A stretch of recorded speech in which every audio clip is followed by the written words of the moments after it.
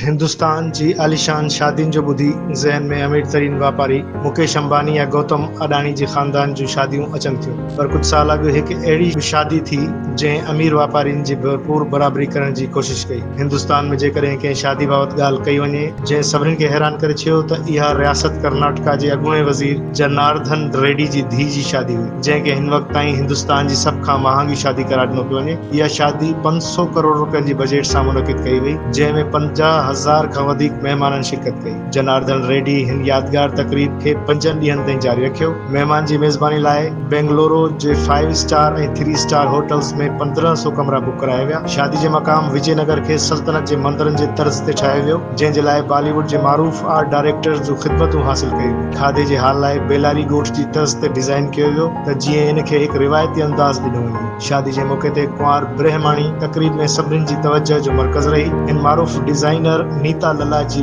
तैयार कयल ॻाढ़ी कलर जी साड़ी पाती, जंहिंजी मालियत 17 करोड़ रुपया ॿुधाई वञे थी। इन साड़ी ते सोन जे धागे सां कढ़ाई कई वई हुई। कुंवार जा ज़ेवर बि इंतहाई क़ीमती हुआ, जंहिंजी मालियत 90 करोड़ रुपया आहिनि। जॾहिं त मेकअप ते 30 लख रुपया ख़र्च थिया। तक़रीब में 40 ढगा गाॾियूं महिमाननि खे पंडाल ताईं आणण लाइ मुख़्तस कयूं वियूं। 200 टैक्सियूं ऐं 15 हेलीकॉप्टर्स VIP महिमाननि जे लाइ हुआ। खाधे में शाही पकवान, ख़ुसूसी थाली में 16 क़िस्म जूं महांगियूं मिठाइयूं हुयूं, जंहिंजी फी प्लेट जी क़ीमत 3 लख रुपया ॿुधाई वञे थी। इहा शादी जेतिरी शानदार हुई एतिरी तनक़ीद जो शिकार बि रही। जनार्दन रेड्डी BJP हुकूमत में वज़ीर रही चुको आहे। संदसि 500 अरब रुपयनि जी फज़ूल ख़र्ची ते सख़्त तनक़ीद कई वई। सियासी जमायतनि ऐं समाजी कारकुननि शादी ते इंतहाई महांगो ख़र्च करण ते केतिरा ई सवाल उथारिया ऐं रेड्डी जी दौलत जा ज़रिया जाचण जो पिणु मुतालबो कयो।